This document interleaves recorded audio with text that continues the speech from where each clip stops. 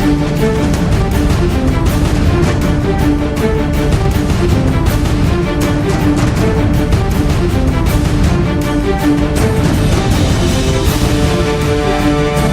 दोस्तों, स्वागत है आपका फिर से जेडएक्स न्यूज में। दोस्तों, भारत और रूस के रिश्ते खराब करने के लिए अमेरिका, वेस्टर्न कंट्रीज अब पूरा जोर लगा रही हैं।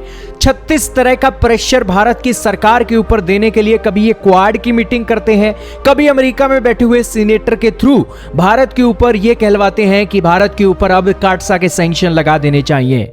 इसी के अलावा भारत को इंटरनेशनल मंचों पर United nation of security council में, यूएन में, यूएनजीए में, यूएनएचआरसी में भी लगातार प्रेशर डाला जा रहा है कि आप रूस के खिलाफ वोटिंग कीजिए।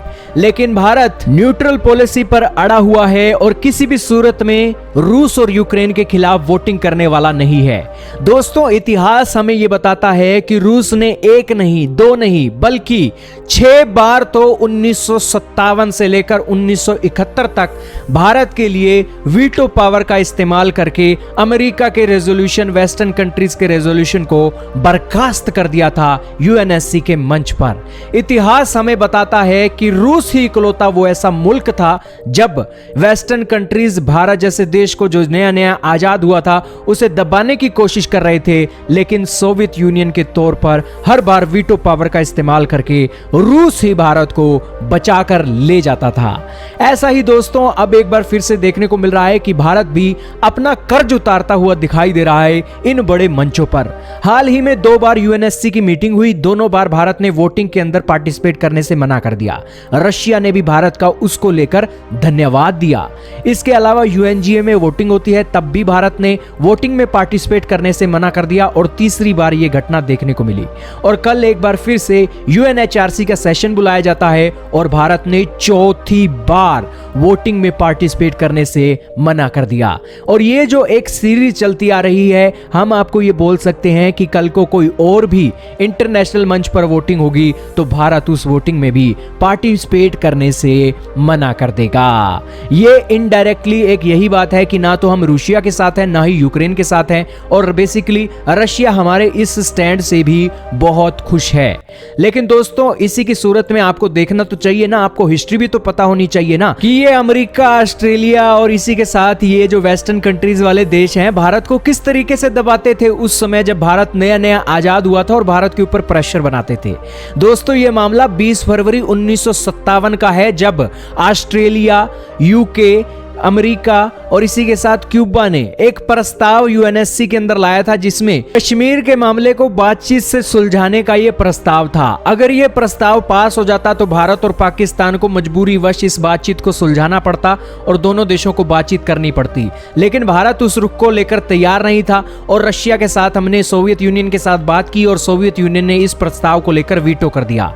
और दूसरा मामला देखने को मिलता है 18 दिसंबर 1961 को, जब गोवा, दमन और द्वीप पर इसी तरीके से हाय तौबा की जा रही थी, जब यहां पर भारत द्वारा सैन्य बलों के इस्तेमाल पर आपत्ति जताई गई थी गोवा, दमन द्वीप के अंदर। दोस्तों, उस समय फ्रांस, तुर्की, यूके और अमेरिका ने यह प्रस्ताव भारत के खिलाफ वो लेकर आए थे, लेकिन उस समय रशिया था जिसने इस प्रस्ताव को लेकर वीटो कर दिया था। इसी के अलावा दोस्तों, 22 जून 1962 को फिर कश्मीर का मुद्दा उठा था यूएनएससी के अंदर, लेकिन फिर से रशिया हमारी मदद के लिए आ गया था। उसके अलावा 4 दिसंबर, वो समय जब भारत और पाकिस्तान का युद्ध चल रहा था और पाकिस्तान की सीमा पर युद्ध विराम की गुहार लगाई जा रही थी यूएनएससी के अंदर। और उस समय कौन से देश थे जी? उस समय देश थे अर्जेंटीना, बेल्जियम, बुरुंडी, चीन, इटली, जापान। ये सभी के सभी देश जो आज भारत के साथ खड़े होने का दावा दिखाते हैं, उस समय हमारे खिलाफ थे। लेकिन फिर भी उस समय रशिया ने हमारी सपोर्ट की और यहां पर वीटो का इस्तेमाल कर दिया। इसके बाद जी युद्ध खत्म होता है और शरणार्थियों के मसले पर भारत के खिलाफ तरह तरह की रिपोर्टें पेश की जाती हैं जी। भारत तो यहां पर शरणार्थियों को सही नहीं कर रहा है, ये कर रहा है, वो कर रहा है, तो उसको लेकर Argentina, Belgium, Sierra Leone, Somalia, इन्होंने भारत के ऊपर यह प्रस्ताव ले आया, उसको भी एक रशिया ने वीटो कर दिया।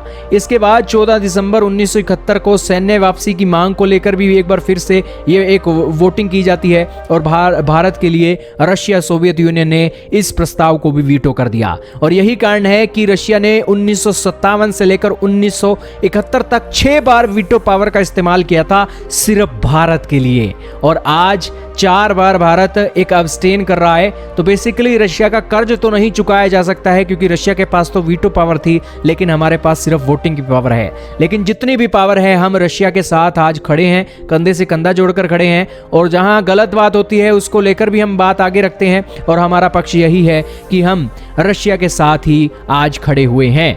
आपका क्या मानना है कमेंट सेक्शन में बताएं।